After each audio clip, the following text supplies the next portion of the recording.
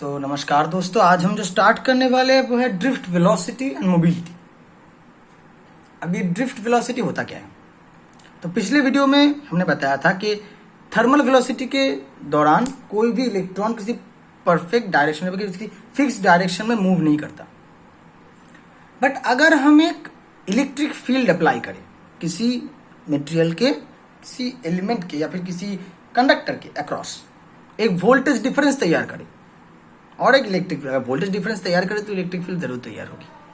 तो अगर ये तैयार कर सके तो क्या होगा कि इलेक्ट्रॉन्स के मूवमेंट की एक पर्टिकुलर डायरेक्शन मिलेगा हमें, क्योंकि हमें पता है कि जो इलेक्ट्रॉन्स है, जिस तरफ इलेक्ट्रिक फील्ड होगी उसके विपरीत दिशा में इलेक्ट्रॉन्स मूव करेगा। तो तब ये इलेक्ट्रॉन जो मूव करेगा इसके एक परफेक्ट डायरेक्शन हो गया, तब इनके वेलोसिटीज के जो समेशन से या फिर उनके जो एवरेज वेलोसिटी है वो जीरो नहीं होगी, क्योंकि वो मूव कर रही है और फिक्स डायरेक्शंस में, मतलब सबके वेलोसिटीज ऐड होंगे। ठीक है, अब सोचिए कि यहां भी तो ये लोग बिना किसी धक्के के अलावा तो नहीं जा पाएंगे, कोई धक्का नहीं लगा भीड़ के बीच में से निकल गए, ये तो नहीं हो सकता वैसे वाले। तो अगर इनको यहां से मूव करना है तो ये किसी न्यूक्लियस से जरूर धक्का लगेगा इन लोगों का। तो अगर किसी न्यूक्लियस से अगर धक्का लग भी गया, धक्का लगने के बाद जैसे नॉर्मल में क्या हो रहा था, रिबाउंड हो रहे थे, एकदम जैसे रिफ्लेक्शन होता है वैसे रिबाउंड हो रहे थे। बट यहां रिबाउंड होने के समय भी उनके ऊपर जो फोर्स है वो एक फिक्स डायरेक्शन में अप्लाई हो रहा है, जो इलेक्ट्रिक फील्ड इंटेंसिटी है। तो डिफ्लेक्ट होने के मतलब धक्का खाने के बाद भी वो उसी डायरेक्शन में मूव करेगी, इसीलिए उनकी एवरेज वेलोसिटी जीरो नहीं होती। तो ये जो वेलोसिटी होती है इसे ड्रिफ्ट वेलोसिटी कहा जाता है। अब ड्रिफ्ट वेलोसिटी क्यों कहा जाता है? क्योंकि नॉर्मल अगर हम ई अप्लाई करें किसी चार्ज के ऊपर, उसके ऊपर तो एक एक्सेलरेशन, एक फोर्स तैयार होगा उसके ऊपर, तो वो एक्सेलरेट करेगा। पर यहाँ पे एक्सेलरेशन नहीं होता, मतलब वो एक्सेलरेट करता है, एक्सेलरेट करने के बाद ही एक न्यूक्लियस को जाके धक्का मार देता है। तो क्या होता है, उसकी स्पीड कम हो जाती है, फिर एक्सेलरेट करता है, फिर धक्का मारता है, फिर एक्सेलरेट करता है, फिर धक्का मारता है। तो बेसिकली वो कभी ठीक से एक्सेलरेट कर ही नहीं पाता। हर सेकंड, हर धक्के के बाद उसकी एनर्जी लॉस होना शुरू होती है। तो हर धक्के के बाद उसकी एनर्जी लॉस, हर धक्के के बाद एनर्जी लॉस, हर धक्के के बाद एनर्जी लॉस। इतना ऐसे कैसे चलेगा? इसीलिए वो कभी एक्सेलरेट होता ही नहीं, वो अप्रोक्सीमेटली एक फिक्स्ड वेलोसिटी में चलता है। अप्रोक्सीमेटली मतलब एवरेज वेलोसिटी फिक्स्ड हो जाती है उसकी। इसलिए इसे ड्रिफ्ट वेलोसिटी कहा जाता है कि इलेक्ट्रिक फील्ड इलेक्ट्रॉन को बस ड्रिफ्ट करवा रही है, ना कि एक्सेलरेट। ठीक है, तो अब जो कंसर्न है वो है कि ये तो हो गया कि ये एक्सेलरेट कर रही है। तो अब जो चीज़ हमें जाननी पड़ेगी वो पहले जानना है मीन फ्री पाथ। ये थोड़ी थोड़ी चीज़ हमें जाननी पड़ेगी। मीन फ्री पाथ क्या होता है? एक कलिजन से दूसरे कलिजन में, मतलब एक बार धक्का मारने के बाद एक इलेक्ट्रॉन एक न्यूक्लियस का धक्का मारा, फिर दूसरे बार धक्का मारने के बीच में जो डिस्टेंस, जो डिस्प्लेसमेंट उसका होता है, ऐसे जितने डिस्प्लेसमेंट उसके मतलब मूवमेंट में होते हैं उनकी एवरेज को कहा जाता है मीन फ्री पाथ। ये बहुत इंपॉर्टेंट कुछ नहीं है, जो इंपॉर्टेंट है वो रिलैक्सेशन टाइम। अब ये रिलैक्सेशन टाइम क्या है? एक धक्के से दूसरे धक्के के बीच में जो टाइम मिलता है उसे रिलैक्सेशन टाइम कहते हैं। यानी जिस टाइम में वो एक्सेलरेट हो रहा है, बाकी टाइम्स में वो एक्सेलरेट नहीं होता, क्योंकि मतलब जब धक्का खा रहा है एक धक्के से दूसरे धक्के के बीच में वो एक्सेलरेट होगा, फिर इसकी वेलोसिटी घटेगी, फिर वो एक्सेलरेट होगा, फिर वेलोसिटी घटेगी, फिर एक्सेलरेट होगा। तो सोच लीजिए कि ऐसे n number of, capital N number of electrons है, फ्री इलेक्ट्रॉन्स है किसी मटेरियल के अंदर। ठीक है, तो उसके वेलोसिटीज होंगे। सोचिए इनिशियल वेलोसिटीज, मतलब जो थर्मल वेलोसिटीज है, ई हमने अप्लाई नहीं किया है तो उसके थर्मल वेलोसिटीज, थर्मल वेलोसिटीज क्या होंगे? सोच लीजिए u1, u2, u3 dot dot dot un। इतने सारे वेलोसिटीज होंगे उसके, मतलब n number molecule, n number of electrons के n number of velocities. Relaxation time भी अलग अलग होंगे। इसे टाउ से डिफाइन किया जाता है, टाउ1, टाउ2। अच्छा, थोड़े अच्छे से लिखते हैं वरना आपको ठीक से समझ में नहीं आएगा मैंने क्या लिखा है।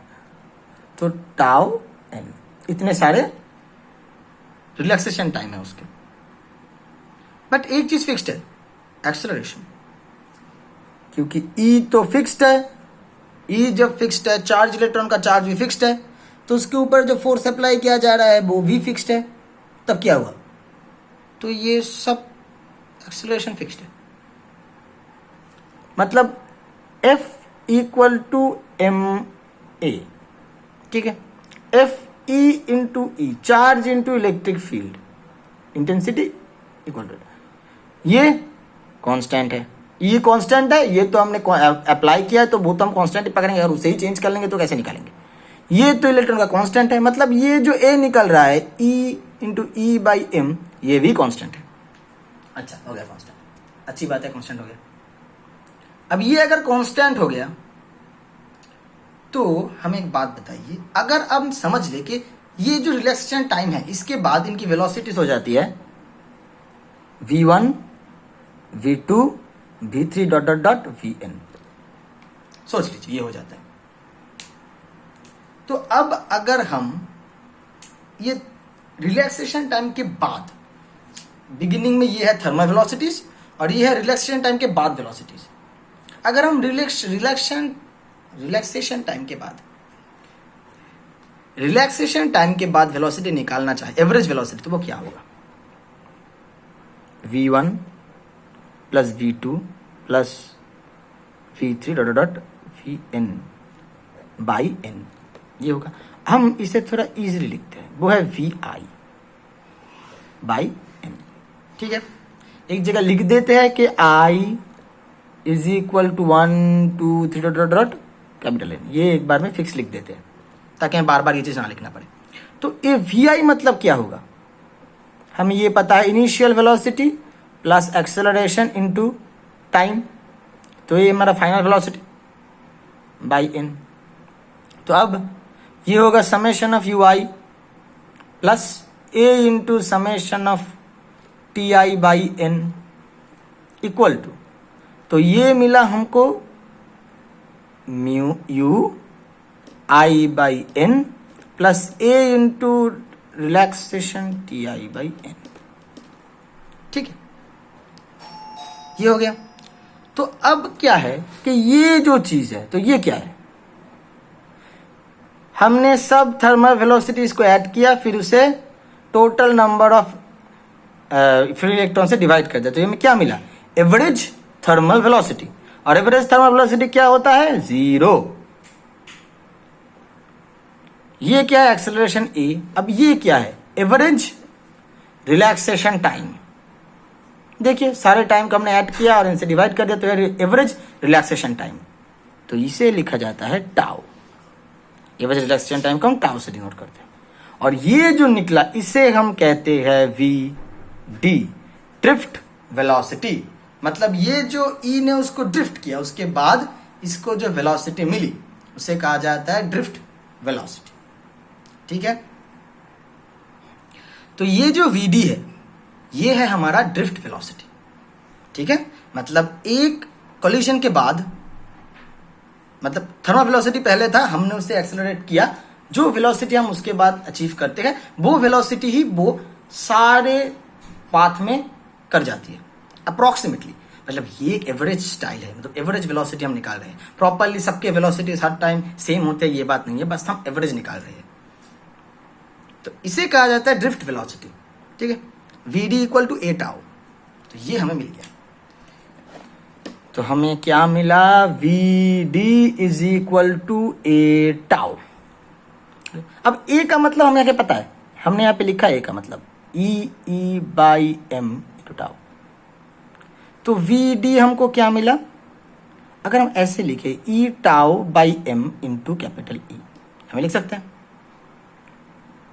अब ये जरा सोचिए, ये क्या है, इलेक्ट्रॉन की चार्ज कांस्टेंट है। ये क्या है, इलेक्ट्रॉन का मास, ये तो कांस्टेंट है।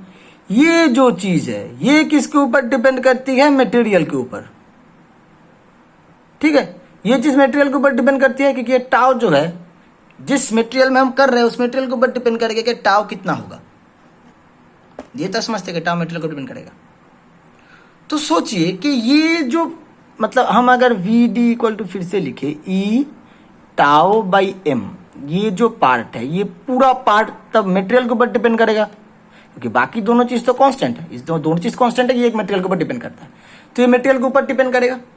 ठीक है, और अगर ये इसे मैं 1 कर दूं, E इक्वल टू अगर 1 हो जाएगा, मगर अगर यूनिट इलेक्ट्रिक फील्ड इंटेंसिटी हम अप्लाई करें, यूनिट इलेक्ट्रिक फील्ड, तो वी डी इक्वल टू क्या मिलेगा हमें, ई टाउ बाई एम। मगर हम अगर यूनिट वेलोसिटी अप्लाई करें तो जो वेलोसिटी ड्रिफ्ट वेलोसिटी हमें मिलेगी वो होगा ये, इसे कहा जाता है mobility of electron.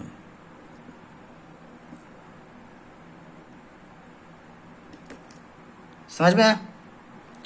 Unit electric field intensity apply करने के बाद इलेक्ट्रॉन्स में जो ड्रिफ्ट वेलोसिटी होती है उसे कहा जाता है मोबिलिटी ऑफ इलेक्ट्रॉन। ठीक है, और ये मोबिलिटी किसके ऊपर डिपेंड करेगा, मटेरियल के ऊपर, क्योंकि ये जो टाउ है वो मटेरियल के ऊपर डिपेंड करता है ना, ई तो मटेरियल के ऊपर डिपेंड करता नहीं है, तो ई को हम अपने हिसाब से चेंज कर सकते हैं। वी डी तो मटेरियल के ऊपर डिपेंड करेगा ही, क्योंकि उसके अंदर एक मटेरियल है जो मटेरियल के ऊपर डिपेंड करता है। तो इसे कहा जाता है मोबिलिटी ऑफ इलेक्ट्रॉन, और इसे लिखा जाता है म्यू ई से। क्यों ई? क्योंकि इलेक्ट्रॉन की मोबिलिटी है। इसे लिखा जाता है कि V D equal to mu E into E. ठीक है, यहां पे देखिए ये एक वेक्टर एलिमेंट है, ये एक वेक्टर एलिमेंट है, और ये एक स्केलर एलिमेंट है, क्योंकि इसमें सभी स्केलर है, ई भी स्केलर, एम भी स्केलर, टाउ टाइम वो भी स्केलर। तो हमें यहां पे क्या मिला, ये है हमारी मोबिलिटी, ये हमें जानना पड़ेगा। तो हमने यहाँ पे क्या क्या जाना कि ये जो वी डी ड्रिफ्ट वेलोसिटी है ये प्रॉपरली 2 चीजों के ऊपर डिपेंड करती है, मटेरियल के ऊपर और कितना इलेक्ट्रिक फील्ड अप्लाई कर रहे हैं। और ये जो मोबिलिटी है ये एक ही चीज के ऊपर डिपेंड करती है, कौन सा मटेरियल है। और इस मटेरियल के ऊपर, मटेरियल के लिए मोबिलिटी एक पैरामीटर है, मतलब हर मटेरियल के एक पैरामीटर है कि इलेक्ट्रॉन कैसे मूव करेगा, इसको डिफाइन करने की जो पैरामीटर हमें लगेगा वो है मोबिलिटी। ठीक है, अगर हमें मोबिलिटी पता है तो हम निकाल सकते हैं कि किसी भी इलेक्ट्रिक फील्ड के लिए कितना वेलोसिटी हम पा सकते हैं। ठीक है, तो this is the idea of drift velocity and the mobility. अगला जो वीडियो होगा उसमें हम बात करेंगे कि ये जो ड्रिफ्ट वेलोसिटी और करंट में क्या रिलेशन है। ये हमें तो वेलोसिटी तो पता चल गया, अब करंट में कुछ तो इफेक्ट होगा इस ड्रिफ्ट वेलोसिटी का।